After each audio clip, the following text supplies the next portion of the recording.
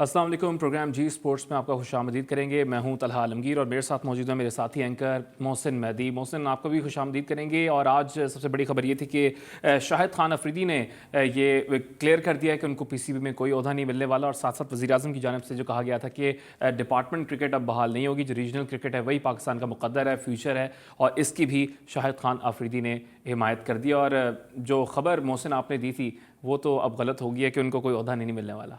चला, खबर तो आपने दी थी और मैंने उस बात पे तबसरा दिया था, तज्जिया दिया था कि क्या है पाकिस्तान क्रिकेट में, और अगर उनको कोई ओहदा दिया जाएगा तो वो कोचिंग में नहीं, एडमिनिस्ट्रेशन में दिया जाएगा। खैर, इस पर तो हम डिस्कशन करते रहेंगे, लेकिन सबसे पहले चलते हैं जी स्पोर्ट्स हेडलाइन की जानिब। वज़ीर-ए-आज़म नए डोमेस्टिक को अच्छा समझते हैं तो ये बेहतर होगा। पीसीबी से कोई राब्ता नहीं और ना ही किसी ओहदे की पेशकश हुई है। क्रिकेट के फरोग पर सिर्फ जावेद अफरीदी को सदाती अवार्ड देना दुरुस्त नहीं, साबिक कप्तान शाहिद अफरीदी। दिया तो फिर तो जितने भी फ्रेंचाइजीज ओनर है उन सबको अवार्ड देना चाहिए था। पाकिस्तान क्रिकेट बोर्ड ने संगीन खिलाफ वर्जियों के सबब पीएसएल के इंटरनेशनल मीडिया राइट्स होल्डर का मुआहदा खत्म कर दिया। हाईकोर्ट के साबिक जज जस्टिस रिटायर्ड फजल मीरान चौहान बतौर इंडिपेंडेंट एजुडिक्टर 30 सितंबर को national high performance centre Lahore में सलीम मलिक की अपील पर समाअत करेंगे। पाकिस्तान क्रिकेट बोर्ड ने पाकिस्तान विमेन क्रिकेट के लिए स्ट्रेंथ एंड कंडीशनिंग कोच की तलाश शुरू कर दी। इंग्लैंड टीम के दौरे पाकिस्तान में कोई रुकावट नजर नहीं आ रही। पाकिस्तान में सिक्योरिटी सूरत हाल बेहतर है। ख्वाहिश है कि इंग्लिश टीम पाकिस्तान का दौरा करे। बरतानवी high commissioner doctor Christian Turner. कौमी टी20 टीम कप्तान बाबर आजम ने इंग्लिश टी20 ब्लास्ट में जारहाना सेंचुरी, साथ ही टी20 क्रिकेट में 5000 रन का संगे मील अबूर कर लिया। ऑस्ट्रेलिया ने इंग्लैंड को तीसरे वनडे में शिकस्त देकर सीरीज अपने नाम कर ली। फ्रेंच फुटबॉल लीग में खिलाड़ियों को सजाए नेमार पर 2 मैचों की पाबंदी आयद कर दी गई। कोलंबियन साइक्लिस्ट मैगुएल लूप्स ने टूर दी फ्रांस का 17वां मरहला जीतकर करियर की पहली बड़ी फतह अपने नाम कर ली। और पाकिस्तान बास्केटबॉल फेडरेशन और केपीके के बास्केटबॉल एसोसिएशन के तावन से बास्केटबॉल मैच का इनेकाद किया गया। पाकिस्तान ग्रीन और पाकिस्तान वाइट कल आमने सामने होंगे। जी, आपने टॉप स्टोरीज देखी और शाहिद अफरीदी की खबर से ही अब शो का आगाज़ करेंगे। जो आज उन्होंने बात की, कल मीटिंग हुई और आज उस मीटिंग के हवाले से बात करने के लिए हमारे साथ मौजूद हैं पाकिस्तान क्रिकेट बोर्ड के साबिक सरबराह जनरल तौकीर जिया साहब। तौकीर जिया साहब, आपको वेलकम करूँगा शो में। बहुत बहुत शुक्रिया। Welcome sir. सर, कल की मीटिंग के हवाले से काफ़ी बातें हो रही हैं, कल भी बहुत डिस्कशन हुई, आज भी ये बातें चल रही हैं। आप क्या समझते हैं? मैं समझता हूँ कि वफ्द गया पाकिस्तान क्रिकेट बोर्ड का जिसमें साबिक कप्तान भी शामिल थे, लेकिन हासिल कुछ भी नहीं हुआ। आप इस पर क्या कहेंगे? देखिए, मुझे मालूम नहीं कि वो किस एजेंडा के साथ गए थे। अच्छा। अगर तो उनका एजेंडा था कि डिपार्टमेंट क्रिकेट को बहाल करना है, तो मेरे ख्याल में वो तो एजेंडा बिल्कुल फजूल था। इसलिए कि 2 साल पहले अगर प्राइम मिनिस्टर ने ये फैसला कर लिया कि डिपार्टमेंट की क्रिकेट नहीं होनी, तो फिर उस मुद्दा को दोबारा उठाने का बिल्कुल जरूरत नहीं थी। अब सुना है कि कुछ लोगों ने शायद उसको उठाने की कोशिश की, जिसमें शायद अजहर अली था या मिसबाहुल हक थे। तो अगर ये क्रिकेट बोर्ड भी साथ पूरा वफद गया हुआ था, तो इनको एजेंडा आइटम तो मालूम ही होना चाहिए था कि इन्होंने क्या डिस्कस करना। सही। अच्छा तौकीर साहब, तलहा आलमगीर है और मज़े की बात यह है कि जिस तरह के आप एजेंडे की बात करेंगे, पहले से फैसला कर लेना चाहिए था। तमाम पाकिस्तान क्रिकेट बोर्ड के जो मेंबरान हैं, चाहे वो साबिक कप्तान हो या फिर जो चीफ सेलेक्टर हैं या फिर वसीम खान साहब हैं या चेयरमैन एहसान मानी है, फैसला उनको कर लेना चाहिए था। लेकिन मज़े की बात यह है कि 3 खिलाड़ी ऐसे थे जिसमें मोहम्मद हफीज़ थे, साबिक कप्तान जो मौजूदा चीफ सेलेक्टर हैं मिसबाहुल हक साहब थे, और अजहर अली जो कि टेस्ट टीम के कप्तान हैं। उन्होंने ये मुद्दा उठाया कि डिपार्टमेंट क्रिकेट को आप बहाल करें। और उसके बाद हमने देखा है कि मिसबाहुल हक और अजहर अली को शो कॉज नोटिस जारी कर दिया गया पाकिस्तान क्रिकेट बोर्ड की जानिब से, जबकि हफीज़ को इसलिए नहीं जारी कर सके क्योंकि वो सेंट्रल कॉन्ट्रैक्ट का हिस्सा नहीं है।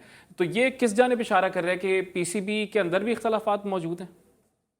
नहीं, इख्तलाफात की बात नहीं है। मेरे ख्याल में देखें, जो भी हेड ऑफ द डिपार्टमेंट होता है ना, अगर उसकी इजाज़त से किसी आदमी ने ये पॉइंट उठाना है फिर तो ठीक है। लेकिन अगर ये एजेंडा में पॉइंट था ही नहीं और ना ही चेयरमैन क्रिकेट बोर्ड ने उनको इजाज़त दी है इस पॉइंट को उठाने के लिए, तो उनको शो कॉज नोटिस तो बनता ही है। मैं तो समझता हूँ कि हफीज़ को भी शो कॉज नोटिस देना चाहिए, चाहे वो सेंट्रल कॉन्ट्रैक्टेड है या नहीं है।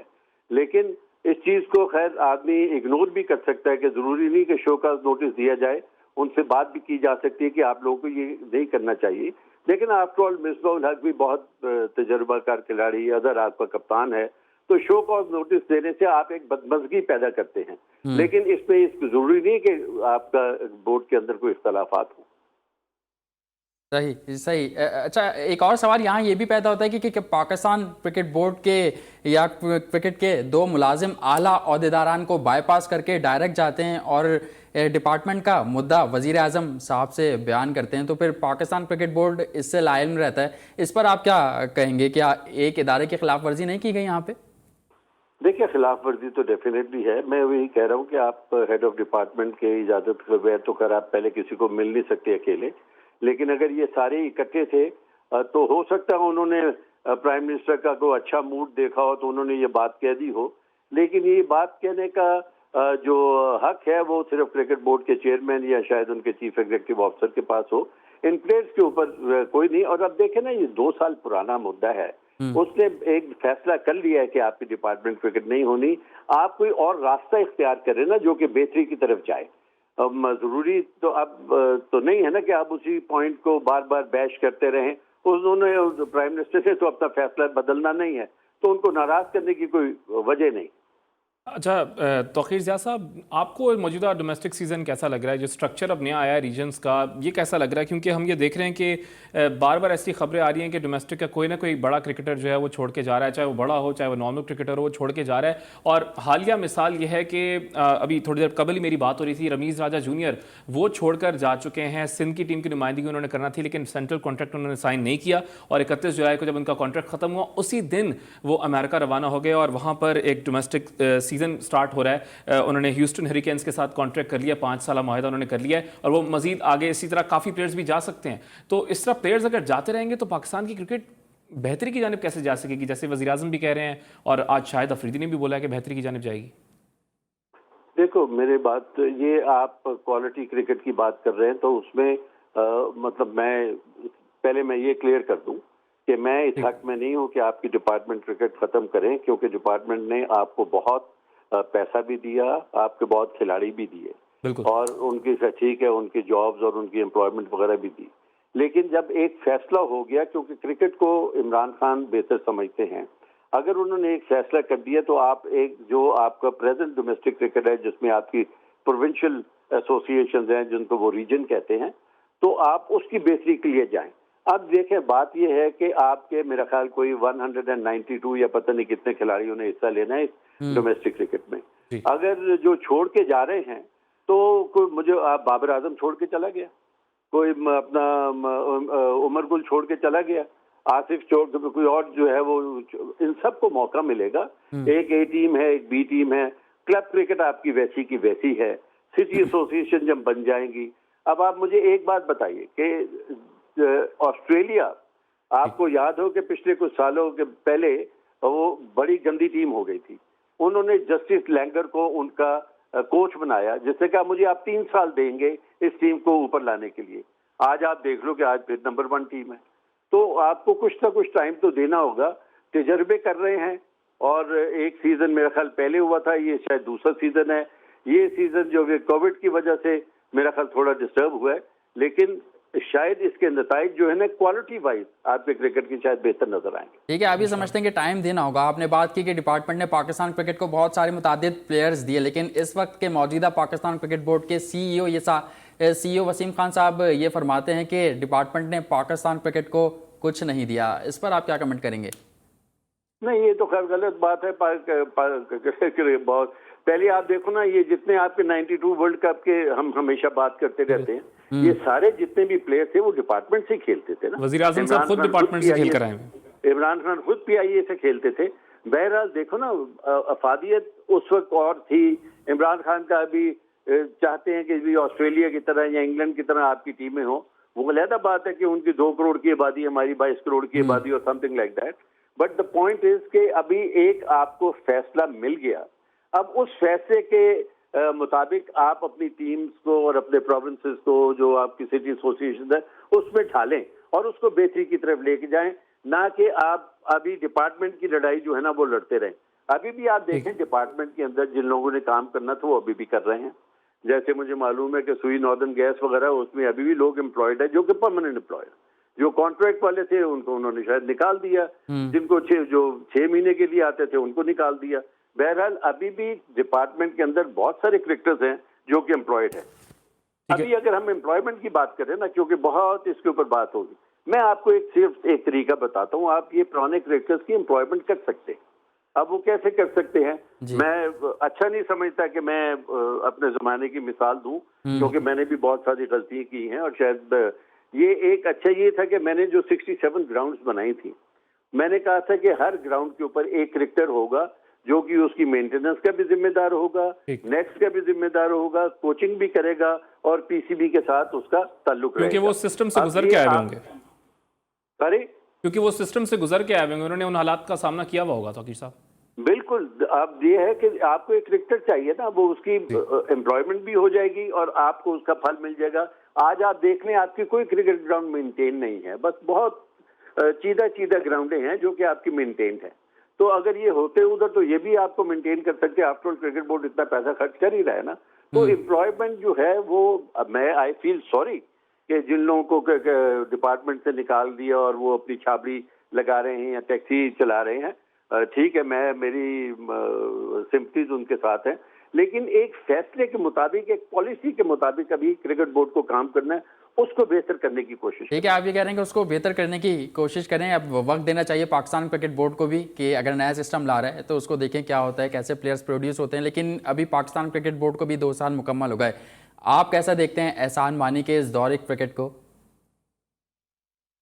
अब देखो, बात यह है कि आप जब से इन लोगों ने टेक ओवर किया, आप इनके चैलेंजेस देखो।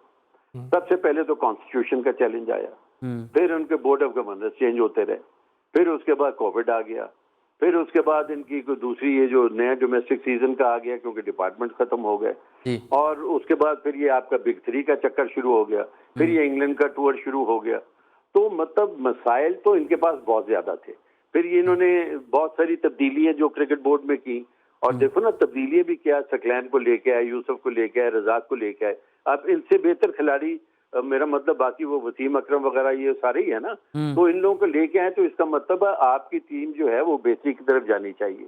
एहसान मानी का दौर और वसीम खान का दौर मैं देखता हूँ कि इतने चैलेंजेस से भरपूर था कि अब हो सकता है कि वो चैलेंजेस को ओवरकम करें और कोई बेहतरी की तरफ, जो उनका टाइम बाकी रह गया है इसकी तरफ तवज्जो दें, इससे ना कि इधर उधर की बातें अब शुरू करें। अब इसके ऊपर तवज्जो दें, अमल करें उसके ऊपर।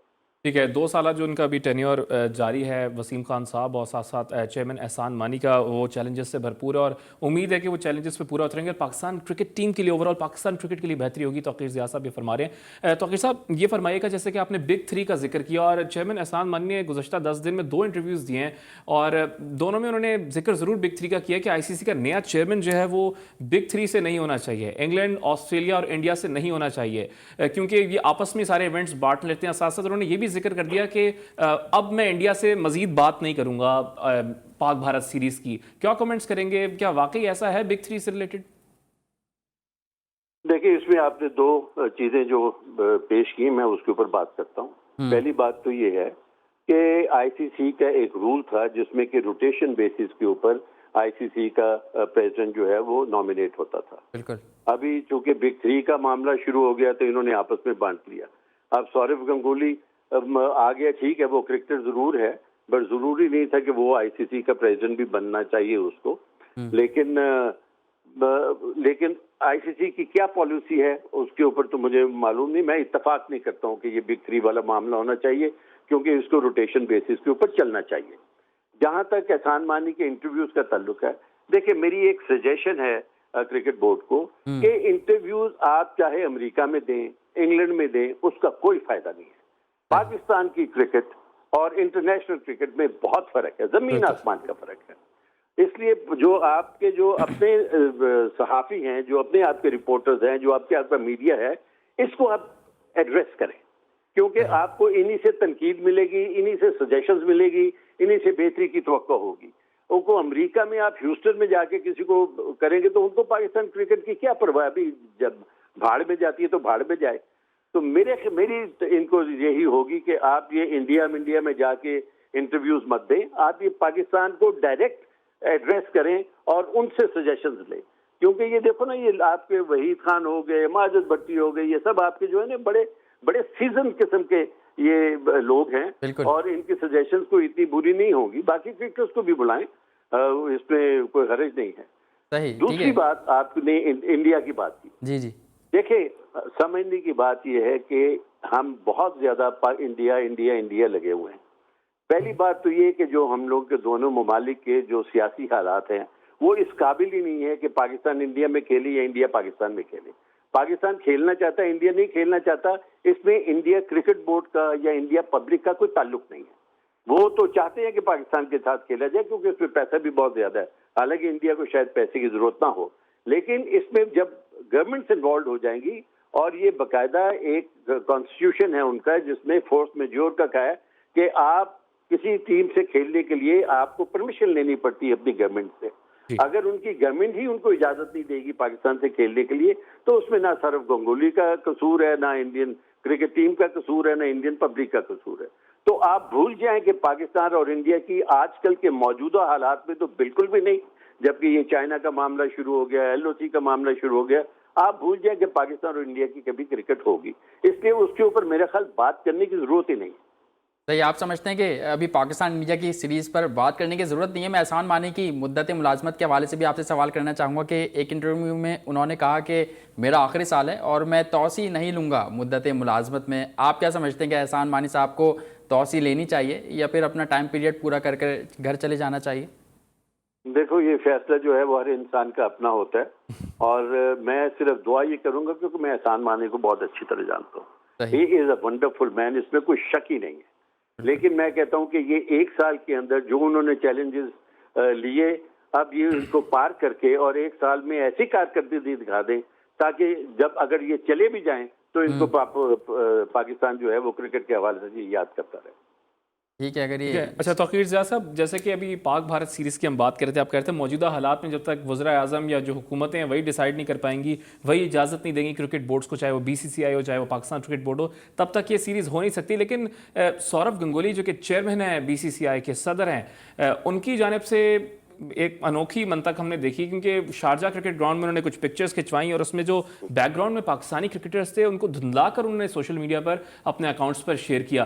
तो सौरव गंगुली के बारे में तो जाना जाते थे वो कि क्रिकेट की बहाली के लिए वो काम करते हैं, पाक भारत सीरीज़ के बारे में वो बात करते थे, लेकिन जब से वो चेयरमैन बने हैं तब से बयानात उनके कुछ खासे अच्छे आ नहीं रहे। और अगर ऐसे ही पिक्चर्स वो धुंधलाते रहेंगे तो ऐसा हो नहीं सकता कि वो खुद रिक्वेस्ट करें हुकूमत भारत की हुकूमत को कि भाई आप सीरीज़ के लिए बात करें पाकिस्तान से। देखिए, मेरी बात सुने, इसमें दो तीन चीजें हैं। पहली बात तो ये IPL जो UAE में हो रहा है वो IPL उसका इंटरनल क्रिकेट टूर्नामेंट है इंडिया का। अब उसके अंदर तो देखें, मतलब अगर किसी और टीम का भी होता, PSL होता है या बिग बैश होता, तो पीछे किसी की, मेरा मतलब है किसी टीम की तस्वीरें जो हैं वो ऑब्वियसली उन्होंने प्रमोशन अपनी करनी है, उन्होंने कोई पाकिस्तान टीम की प्रमोशन तो नहीं करनी। तो इसको उस बहुत इमोशनल नहीं होना चाहिए, इसको उस पैराए में लेना चाहिए, ना कि सौरव गंगुली की पाकिस्तान के साथ दुश्मनी जो है वो लेनी चाहिए। नंबर 1। नंबर 2, अगर बहुत ज्यादा तकलीफ थी तो शारजा जिसको पाकिस्तान ने बहुत नवाजा, उनको चाहिए था कि अपने ग्राउंड में पाकिस्तान की टीम की तस्वीर जो है ना उतारने देते, लेकिन उसमें भी ऑब्वियसली उनका कोई हाथ नहीं है क्योंकि ये इंटरनल टूर्नामेंट है इंडिया का। तीसरा जो मामला है वो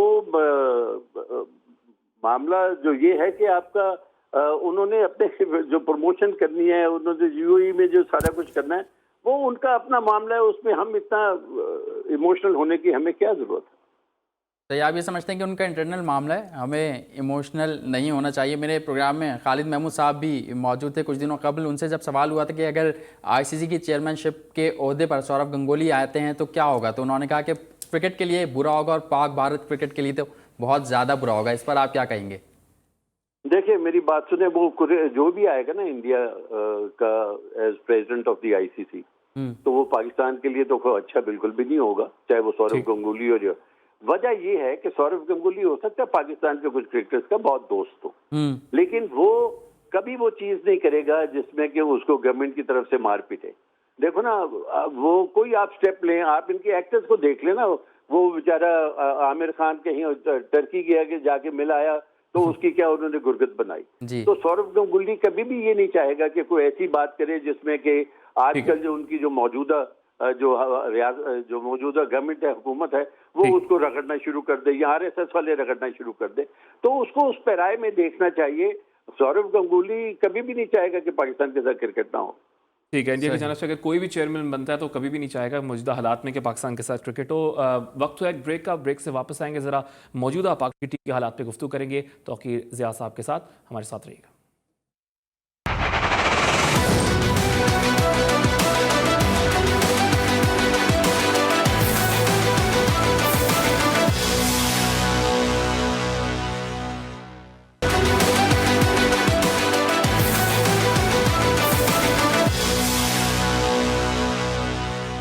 जी स्पोर्ट्स में एक बार फिर खुश आमदीद। ब्रेक से कबल बात हो रही थी कल होने वाली मीटिंग के हवाले से, शाहिद आफरीदी का क्या मौक़िफ़ था वो भी हमने जाना जनरल तौकीर ज़िया साहब से। लेकिन अब कुछ बात करते हैं मिसबाह उल हक के हवाले से कि जिनको पाकिस्तान क्रिकेट बोर्ड की तरफ से 2 ओहदे मिले हुए हैं, एक चीफ सेलेक्टर का और एक हेड कोच का, उनको भी 1 साल मुकम्मल हुआ है। तो तौकीर ज़िया साहब, आप क्या समझते हैं पाकिस्तान क्रिकेट टीम की कारकर्दगी को? हमने देखा कि हमारी टीम T20 में नंबर 1 पे थी, लेकिन अब ग्राफ नीचे आता जा रहा है। यही वनडे का भी हाल है और ये टेस्ट क्रिकेट का भी। देखिए, जहाँ तक T20 का ताल्लुक है उसमें खैर मिसबा के आने के बाद तो ये नहीं है कि वो पहली पोजीशन से इतने नंबर पे आ गई। बहरहाल ये पोजीशंस जो है ना ये चेंज होती रहती है। अभी आप देखेंगे वनडे में पोजीशन चेंज हो जाएगी, T20 में इंग्लैंड ने ऑस्ट्रेलिया को मारा, हो सकता है उनकी पोजीशन बेहतर हो जाए। बहरहाल मैं ज्यादा पोजीशनों के ऊपर इतना वो नहीं हूँ, क्योंकि अच्छे आपके लोग अगर अच्छा करेंगे तो पोजीशन भी आ जाएगी। जहाँ तक मिसबाह उल हक का ताल्लुक है उसको 1 साल तो जरूर हुआ है। मेरा अपना जाती ख्याल ये है कि 2 ओहदे जो है ना वो आप जस्टिफाई नहीं कर सकते, एक चलिए सिलेक्शन का और एक कोचिंग का, क्योंकि ये दोनों कॉन्फ्लिक्ट हैं। और मेरा ख्याल जो पॉलिसी क्रिकेट बोर्ड की बड़ी क्लियर होनी चाहिए कि सिलेक्शन के क्राइटेरिया क्या है और कोचिंग का क्या है। बहरहाल जहाँ तक सिलेक्शन का ताल्लुक है, आपको मालूम है कि उसका अपना एक एक्सपीरियंस है, उसने कुछ लोगों के साथ खेला हुआ है, उसका अपना क्रिकेटिंग सेंस है और किस किस को सिलेक्ट करना है और कैसे सिलेक्ट करना है। हो सकता है वो जो जिस डिपार्टमेंट से वो खेलते हो सकता है उसमें से कोई आदमी भी आ गया हो। बहरहाल आपकी मौजूदा टीम जो है वो कोई इतनी बुरी नहीं है। अगर आप इसमें 4-5 लोग और शामिल करें जिनके नाम है, जैसे मूसा खान है, अभी हैदर आ गया, सुहेल हो गया, इमरान भट्ट हो गया, इस किस्म के लोग अगर आप रेगुलरली इनको रिप्लेस करते रहें और इनकी कारकर्दगी देखते रहें तो शायद आपकी टीम इतनी बुरी नहीं है। हाँ, हो सकता है आपके पास वो सुपरस्टार्स ना हो जो कि 92 में थे, जैसे वसीम, इंजमाम, मोइन, इस किस्म के लोग थे, वो ना हो। लेकिन इनको सुपरस्टार बनाने में भी इनका अपना भी हाथ है और इनका कोचेस का भी हाथ है। अब अगर कोई टीम हारती है तो या जीतती है तो उसमें कोच का उतना ही कंट्रीब्यूशन है, उसमें ज्यादा कंट्रीब्यूशन जो है वो आपके कप्तान की होती है मेरे ख्याल में।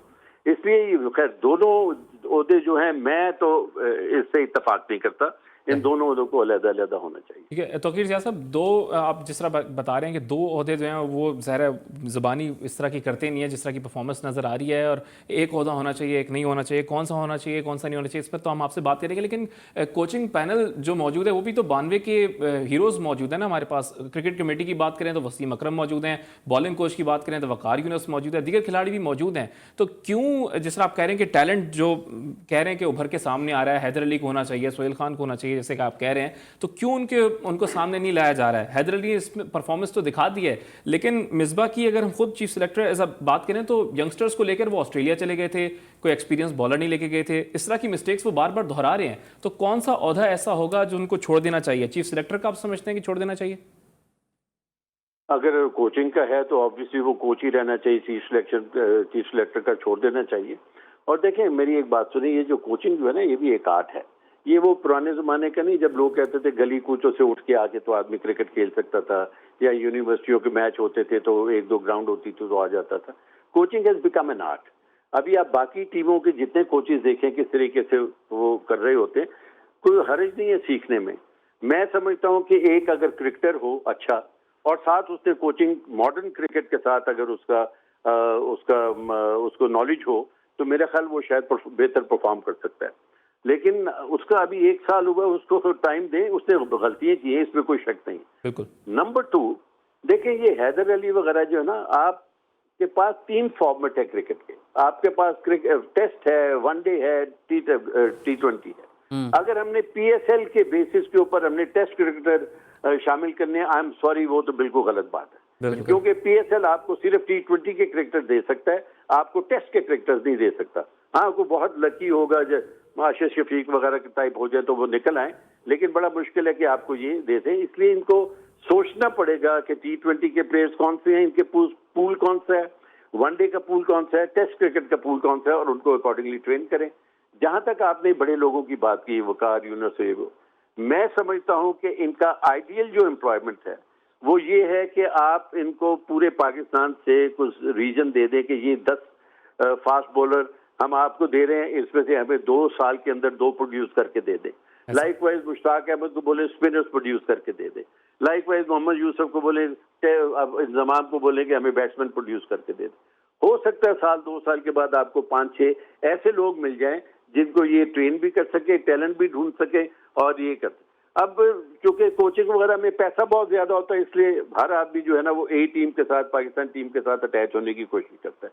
मेरा जाती ख्याल है कि ये जितने बड़े नाम हैं इनको जूनियर लेवल के ऊपर आना चाहिए और उनको ट्रेन करना चाहिए बनिस्बत के आपकी बड़ी टीम के साथ। लेकिन सर, जो हमारे प्लेयर्स हैं वो जूनियर टीम के साथ काम करने के लिए राजी नहीं होते, तो इसकी आप क्या वजह समझते हैं कि ये पाकिस्तान का कल्चर ऐसा है या फिर उनको करना चाहिए? हमने देखा भारत में तो राहुल द्रविड़ कर रहे हैं अंडर-19 के साथ, अब पाकिस्तान क्रिकेट मैनेजमेंट लेकर आई है मोहम्मद यूसुफ को, अब्दुल रज़ाक को। देखो, बात यह है कि इसमें एक तो इनकी जो कि प्रोजेक्शन कोई नहीं होती ना मीडिया पे, जो जूनियर के साथ होंगे उनकी प्रोजेक्शन कम ही होगी ना, अंडर-19 का तो वंस इन अ वाइल होगी ना। और दूसरा ये कि दे मस्ट अंडरस्टैंड, अगर उन्होंने पाकिस्तान की खिदमत करनी है, जो कि ये हमेशा कहते रहते हैं कि हमने पाकिस्तान की खिदमत करनी है, तो पाकिस्तान की खिदमत आप जूनियर लेवल से, स्कूल लेवल से, अंडर-13, अंडर-16, अंडर-19 से ज्यादा बेहतर कर सकते हैं। आफ्टर ऑल देखो यार, द्रविड़ भी तो इंडिया का इतना प्लेयर है, उसने भी तो अंडर-19 एक्सेप्ट किया हुआ। बिल्कुल। वो तो मुझे नहीं मीडिया के ऊपर नजर आता जितना विराट कोहली आता है या दूसरे लोग आते हैं। तो मेरा ख्याल अगर इन्होंने पाकिस्तान क्रिकेट की खिदमत करनी है तो जूनियर लेवल के ऊपर करें। सही। अच्छा, वकार यूनुस की कोचिंग को आप कैसा देखते हैं इस दौरे पे? दौरे इंग्लैंड की अगर मैं बात करूं, आपने कहा मिसबाह उल हक को 1 साल हुआ उनको टाइम दें, लेकिन वकार यूनुस को चौथा असाइनमेंट ही है कौमी टीम के साथ, और उस तरीके की कारकर्दगी ना उनकी नज़र आ रही है, ना वो एक अच्छा बॉलर प्रोड्यूस कर पा रहे हैं जैसे वो खुद थे अपने टाइम में। देखो, प्रोड्यूस करना तो शायद वो उनके ना हो, ऑब्जेक्टिव ना हो, लेकिन ये है कि अभी भी आपकी जब इंग्लैंड की जो टीम है उसमें अगर किसी ने परफॉर्म किया तो आपकी बैटिंग ने परफॉर्म किया, आपकी बॉलिंग ने तो कम परफॉर्म किया। तो इसका मतलब वकार यूनुस को मतलब आना चाहिए, कोई क्रिकेट कमेटी या क्रिकेट बोर्ड को पूछना चाहिए कि आफ्टर ऑल क्या वजह है कि ये लोग इतने फास्ट बॉलर। लेकिन वो तो दौरे से डायरेक्ट अपने घर ऑस्ट्रेलिया चले जाते हैं, तो कौन उनसे पूछगछ करेगा? बस सीरीज में वो कोचिंग के लिए नजर आते हैं और फिर दौरा करके अपने घर वापस चले जाते हैं ऑस्ट्रेलिया। तो इसमें वकार यूनुस का कसूर तो नहीं है, नहीं, तो इसमें क्रिकेट बोर्ड का कसूर है। क्रिकेट बोर्ड ने कोई उनके साथ कोई एक मुआहदा किया होगा ना, उनके साथ एक कॉन्ट्रैक्ट होगा।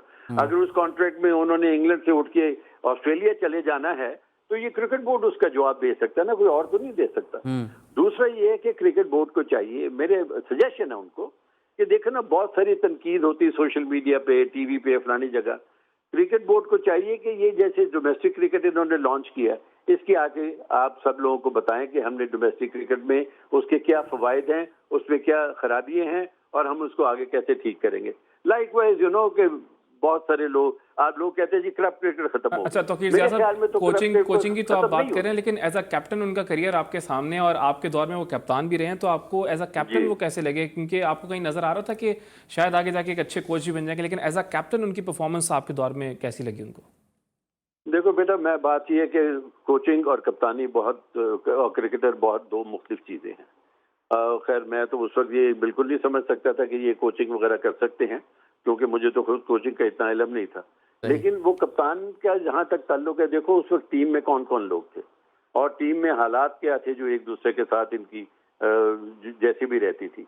और 2003 वर्ल्ड कप में जब इन लोगों के हालात देखे तो उसके बाद सबको निकाल ही दिया था और राशिद लतीफ को ले आए।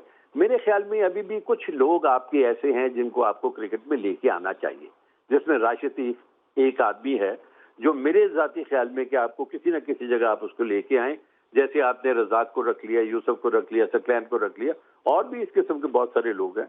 तो मुझे लगता है कि इसको क्रिकेट बोर्ड को बैठ के एनालाइज करना पड़ेगा कि वकार यूनुस की परफॉर्मेंस अगर इतनी अच्छी नहीं है तो वजूहात क्या हैं। सही है, आप समझते हैं कि वकार यूनुस की परफॉर्मेंस को एनालाइज करना होगा पाकिस्तान क्रिकेट बोर्ड को। आपने राशिद लतीफ़ साहब की बात की, अभी हमने देखा माजी में सलीम मलिक का एक वाक़या पेश आया, फिर उन्होंने इल्ज़ामात भी लगाए राशिद लतीफ़ साहब पे, आपने कहा कि बहुत अच्छे कप्तान हैं वो, तो आप उनके बारे में क्या कहेंगे? सलीम मलिक का जो मामला है, फिर अताउर रहमान ने बातें की राशिद लतीफ़ के हवाले से, तो इस पूरे मामले पर आपकी क्या राय है? बात यह है कि देखो 20 साल हो गए, 20 साल भी नहीं, 1993-94 से शुरू हुआ है, कितने साल हो गए इनको, 20, 27-28 साल हो गए। और मकसद सिर्फ मेरा ख्याल एक ही होता है कि भाई उसको ओहदा मिल गया, मुझे क्यों नहीं ओहदा मिला। अभी क्रिकेट बोर्ड को चाहिए कि इनको शट अप कॉल दे और इनको बैठाए और उनको बोलो कि अगर आपके पास कोई सबूत हैं तो प्लीज सामने लेके आओ, वरना चुप हो जाओ। लेकिन ये चलते अभी 30 तारीख को समाअत भी है तौकीर साहब, सॉरी 30 तारीख को समाअत भी है सलीम मलिक के हवाले से, इंडिपेंडेंट एजुकेटर मुझे नहीं तैनात कर दिया मालूम समाअत क्या है। वो एक दफा तो वो माफी भी मांगते हैं और फिर आके इस किस्म की बातें भी करते हैं। मेरा ख्याल मीरा चौहान तो खैर बहुत अच्छा जज है, इतना मुझे मालूम है, उनकी जो उनकी रेपुटेशन बहुत अच्छी है, उनको मालूम है कि उन्होंने किस चीज के ऊपर डिसाइड करना है। सही, ये ठीक है। हम कोचेस की भी बात कर रहे थे, तो एक नाम हमारा रह गया, मैं उनके बारे में आपसे जानना चाहता हूं कि बैटिंग की आपने बात की, यूनुस खान इस दौरे पर बैटिंग कोच की हैसियत से गए थे, आगे जिम्बाब्वे का दौरा आ रहा है, बाद सीनियर खिलाड़ी ये कह रहे हैं कि इस दौरे पर जूनियर्स को मौका देना चाहिए, सीनियर्स को रेस्ट करना चाहिए। तो यूनुस खान के हवाले से आप क्या कहेंगे कि पाकिस्तान क्रिकेट बोर्ड की मैनेजमेंट को ये चाहिए कि उनका ओहदा भी एक्सटेंड करें as a batting coach?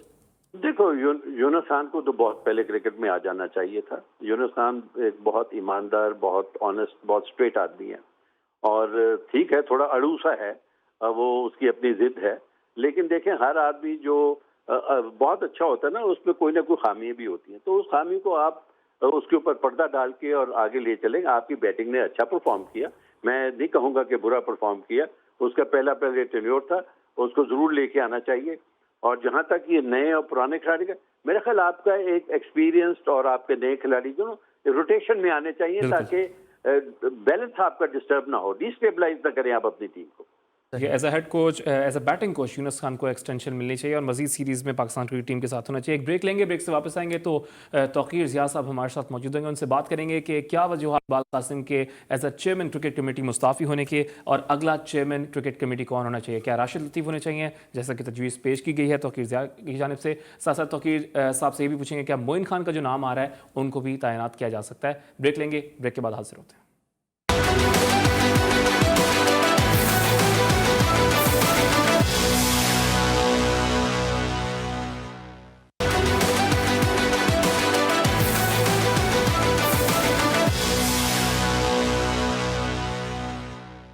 Ji sports में एक बार फिर खुश आमदीद। और ब्रेक से कबल बात कर रहे थे मिसबाह उल हक की, एहसान मानी की कौमी क्रिकेट टीम की कारकर्दगी की दौर इंग्लैंड के हवाले से, लेकिन अब कुछ बात करते हैं। हालिया दिनों में हमने देखा कि पाकिस्तान क्रिकेट बोर्ड की जानिब से बनाए गए क्रिकेट कमेटी के सरबरा इकबाल कासिम साहब ने इस्तीफ़ा दिया और उसकी वजूहत आप सबके सामने थी कि उन्होंने कहा था कि एक डमी सरबरा बनकर नहीं रहा जा सकता, और वही हमने देखा है कि इकबाल कासिम साहब क्रिकेट कमेटी में होते हुए उन्होंने डिपार्टमेंट क्रिकेट पर आवाज़ उठाई, वसीम खान साहब को कहा कि आप इस पर नज़रसानी करें। तो अब मैं जानना चाहता हूँ तौकीर ज़िया साहब से कि आप क्या समझते हैं तौकीर ज़िया साहब, अब इस कमेटी का सरबरा किसको बनाया जाए? कि आपने कहा कि बहुत सारे ऐसे क्रिकेटर्स हैं जिनको अब भी पाकिस्तान क्रिकेट बोर्ड के सिस्टम में लाने की ज़रूरत है।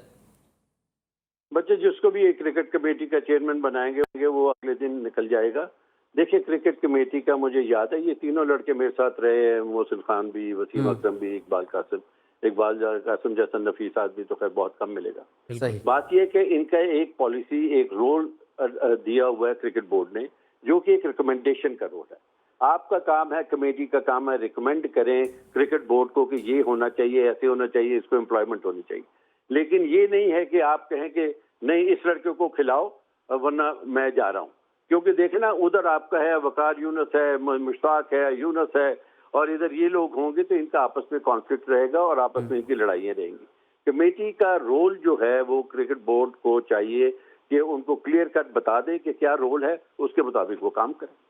यानी तौकीर साहब आप ये कह रहे हैं कि वाकई तौर पर डमी कमेटी बनाई गई है? देखे ना, रिकमेंडेशन कमेटी है ना, कोई डमी कमेटी नहीं होती, रिकमेंडेशंस होती हैं। ये सारे वो क्रिकेटर्स हैं जो कि बहुत खेले हुए हैं और अपने तजर्बे की बना के ऊपर ये बहुत सारी चीजें क्रिकेट बोर्ड के चेयरमैन को बता सकते हैं कि इस तरीके से चलना चाहिए, चाहे वो डोमेस्टिक क्रिकेट हो, चाहे वो सिलेक्शन हो, चाहे वो कोचिंग हो।